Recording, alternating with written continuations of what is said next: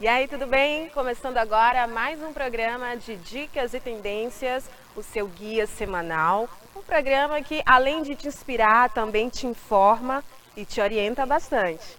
Você sabe o que é endometriose? Sabe que cerca de 7 a 10 milhões de mulheres têm esse problema?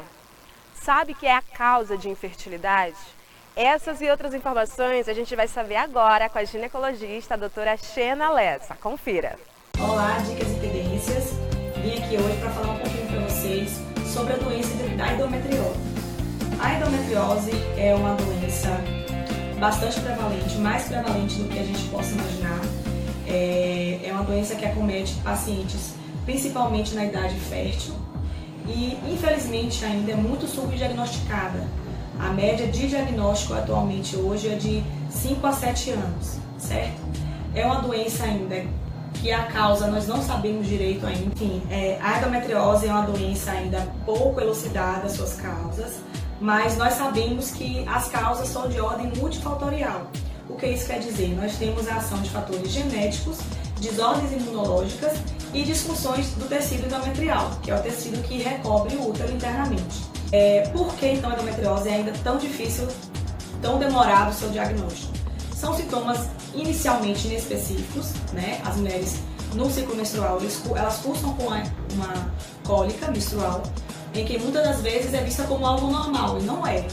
O que a gente deve pensar em endometriose? É uma cólica que vem junto com uma queda do estado físico da paciente, a paciente fica acamada, deixa de fazer suas atividades laborais, deixa de ir para a faculdade, para a escola, uma dor que não melhora, uma dor que a gente coloca na escala de 0 a 10, a paciente refere que é 10 ou mais, associada a alguns outros sintomas. São sintomas cíclicos, ou seja, cólica, indisposição, dor ao evacuar, sangramento ao evacuar, eventualmente alguns sintomas urinários também, sempre coincidentes com o ciclo menstrual. Algumas pacientes podem apresentar sintomas fora do ciclo menstrual, como a dor pélvica crônica. Mas o que nós não devemos deixar de pensar são esses sintomas de cólica, dor a evacuar, sangramento a evacuar, dor ao urinar, associados ao ciclo menstrual. Associados a esses sintomas também, as pacientes queixam-se muito de dor na relação sexual, dor durante a penetração e que atrapalha a qualidade da vida sexual, interfere no relacionamento emocional das pacientes e é causa grande de término de casamento, de dificuldade do trabalho, de não conseguir, não se sentir bem, se sentir um pouco inferiorizada. Então é algo realmente que impacta muito a qualidade de vida da mulher. Como seria esse diagnóstico? Como diagnosticar, já que é de tamanha dificuldade logo nos sintomas no início? Como eu falei, o diagnóstico ele é clínico. Inicialmente a paciente chega com essas queixas e, uma vez encaixando esses sintomas, a gente passa para os exames de imagem. Atualmente nós temos disponível hoje a ultrassom transvaginal diferenciada, que é feita com preparo intestinal, chamada ultrassom para pesquisa de endometriose profunda, que hoje nós chegamos a uma sensibilidade de 90% ou mais, ou seja, um exame de boa acurácia. Juntamente com o ultrassom para pesquisa de endometriose profunda, nós temos também a ressonância nuclear magnética, que temos a acurácia parecida com o ultrassom. E esses exames vão trazer para a gente o quê? Imagens sugestivas de tecido endometrial, que é o tecido que recobre o útero internamente, fora do útero.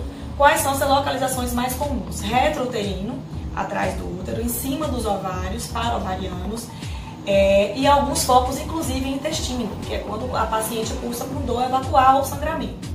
Uma vez que a paciente chega no nosso consultório com esses sintomas que encaixam com o quadro clínico, nós já temos o dever, nós já podemos lançar mão do tratamento clínico medicamentoso, que é a base dos anticoncepcionais, orais, combinados ou não. Por quê? É exatamente a menstruação, ou seja, a descamação desse tecido, que provoca essa dor que a paciente sente. Esse tecido que é externo ao útero, ele é um microambiente de inflamação. Então, toda vez que a mulher menstrua, ela sente dor e esses focos todos ectópicos vão sangrar e vai trazer essa dor para a paciente. Então, a paciente não deve menstruar. Então, nossa primeira mão de lançamento de tratamento é a inibição da menstruação com os anticoncepcionais, que vai depender do tipo da paciente, dos fatores de risco para a escolha do método contraceptivo adequado. Uma vez que a paciente tem endometriose, ela vai ter dificuldade para engravidar? Pode ter dificuldade para engravidar, mas não é que a paciente tem endometriose vai ganhar uma taxa de infértil, não. Realmente, algumas pacientes que têm endometriose cursam com algum grau de infertilidade. E aí que nós chegamos numa mão de via dupla. A paciente deseja engravidar, ela não vai poder utilizar o tratamento medicamentoso, que é a inibição da menstruação com contraceptivo hormonal. Então, uma vez que a paciente decide engravidar, deve procurar um acompanhamento mais de perto com o ginecologista. Como tratamento inicial, como eu falei, que são os métodos contraceptivos, nós utilizamos primeiramente por 3 meses para a gente ver a resposta da paciente.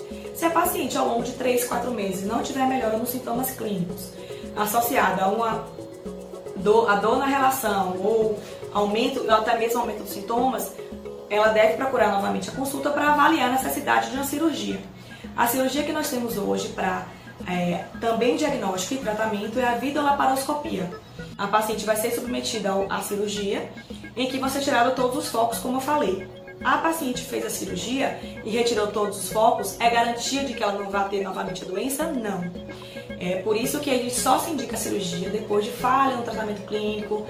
Entre aspas, a gente posterga para o momento necessário, para não utilizar desse armamento um pouco mais forte que é a cirurgia antes do tempo.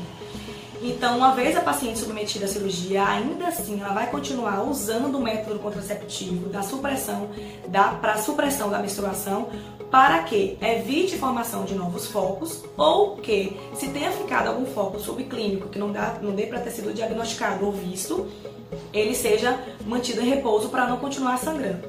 Frequente no consultório, esse doutor, endometriose causa câncer?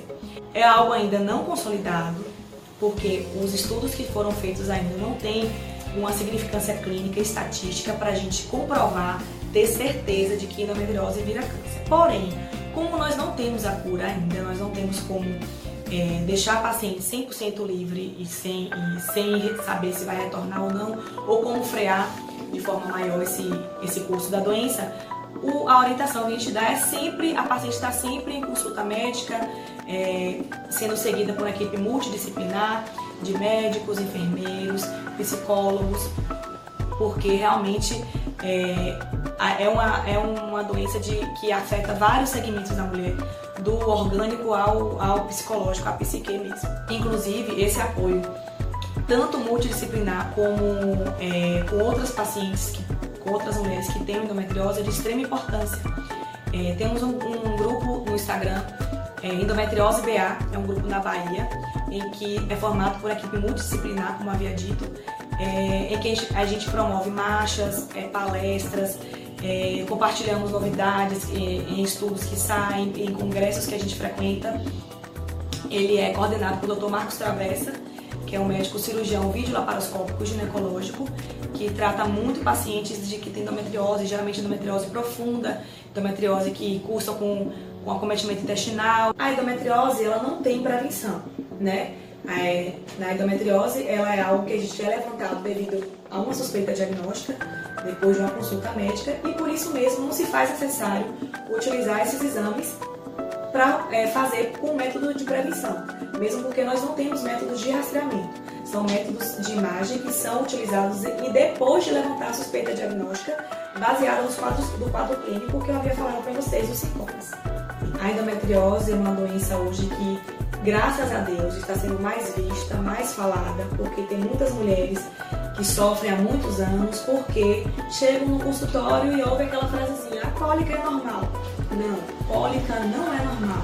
A cólica que a paciente melhora rapidinho, toma um remedinho que passa, tudo bem, chamado de dismenorreia secundária. Ela acontece no ciclo menstrual. Mas uma cólica é que a paciente deixa de fazer suas atividades do dia a dia. É a paciente que fica mais introspectiva, que se sente abalada emocionalmente, não, ela não é normal e deve ser investigada.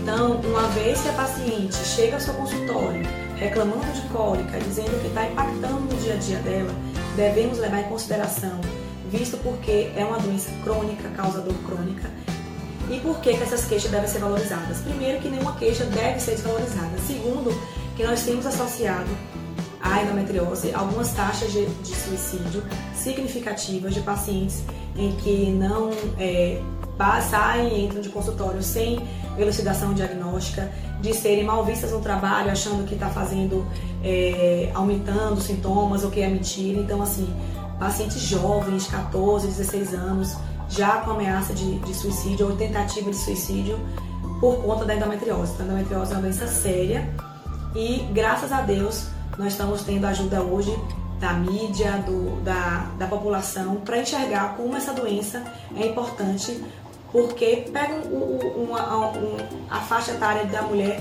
em idade fértil, em idade que tem algo a oferecer para a sociedade, tanto como mãe, como mulher trabalhadora mesmo. Espero ter passado para vocês um pouquinho sobre o que é endometriose, seus principais sintomas, e para quaisquer dúvidas ou outros questionamentos, não deixem de procurar seu ginecologista. Quanta informação importante, né, para você se conscientizar e se cuidar mais também. Vamos para um rápido intervalo, rapidinho mesmo, e na volta a gente vai falar de tendências.